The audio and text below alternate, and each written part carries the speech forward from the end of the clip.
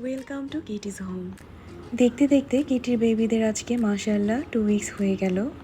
আজকে আপনাদেরকে বলবো বিড়াল ছানাদের বেড়ে ওঠা ও যত্ন সম্পর্কে গুরুত্বপূর্ণ কিছু টিপস। বাচ্চা বিড়ালের বেড়ে ওঠার প্রথম কয়েক সপ্তাহ খুবই গুরুত্বপূর্ণ।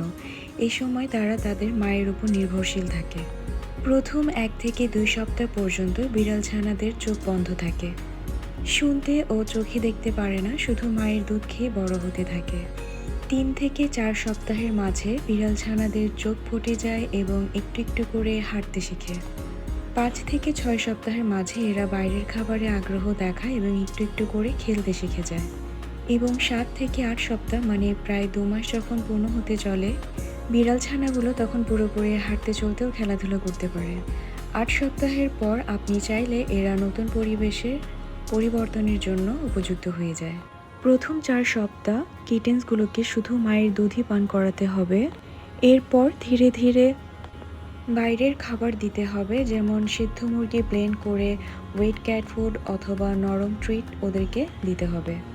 এভাবেই ধীরে ধীরে ওদের খাদ্য তালিকায় কাটাছাড়া সামুদ্রিক মাছ অবশ্যই সেদ্ধ করে ও সেদ্ধ ডিম সপ্তাহে 1 থেকে 2 বার খাওয়াতে হবে। পাশাপাশি ড্রাই ক্যাট ফুড ও অন্যান্য ক্যাট ফুড দেওয়া যেতে পারে।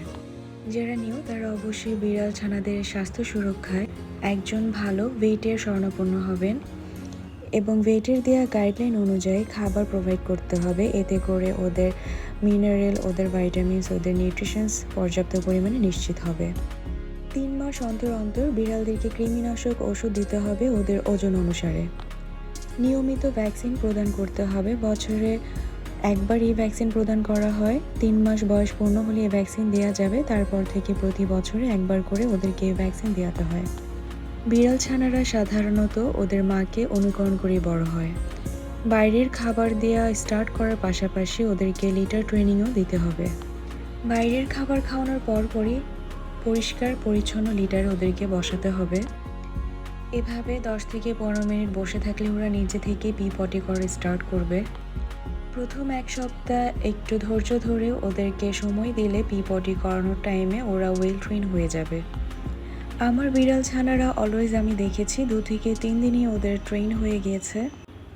কিছু ক্ষেত্রে অনেক বিড়ালের সময় লাগতে পারে, 1 থেকে 2 সপ্তাহের মতো সময় লাগতে পারে। ধৈর্য ধরে ওদেরকে ওয়েল ট্রেন করাতে হবে।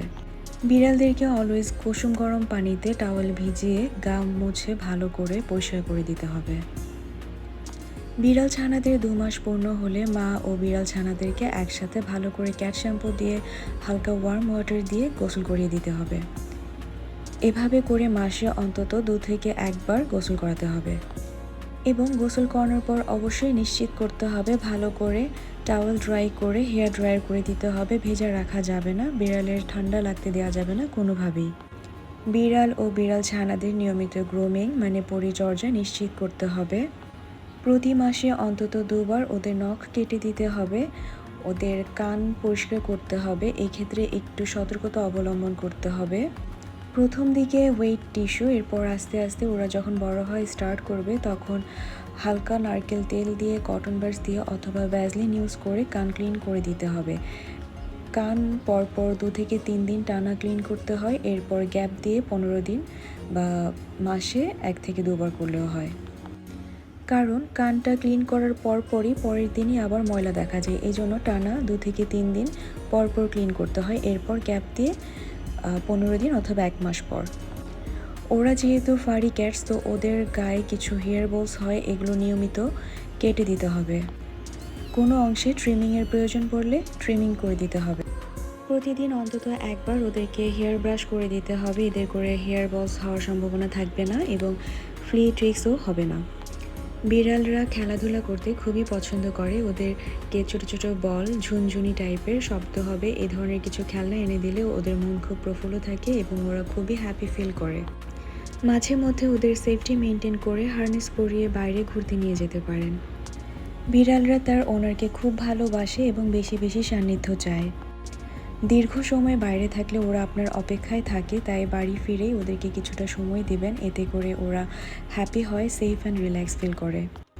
যারা বিড়াল ভালোবাসেন, বিড়াল পোষেন, তাদের জন্য এই ছোট ছোট বিষয়গুলো লক্ষ্য রাখতে হবে।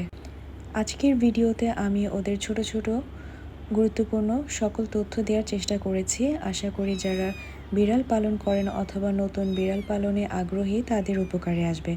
ভালো থাকবেন, সুস্থ থাকবেন, দোয়া করবেন। আল্লাহ হাফেজ।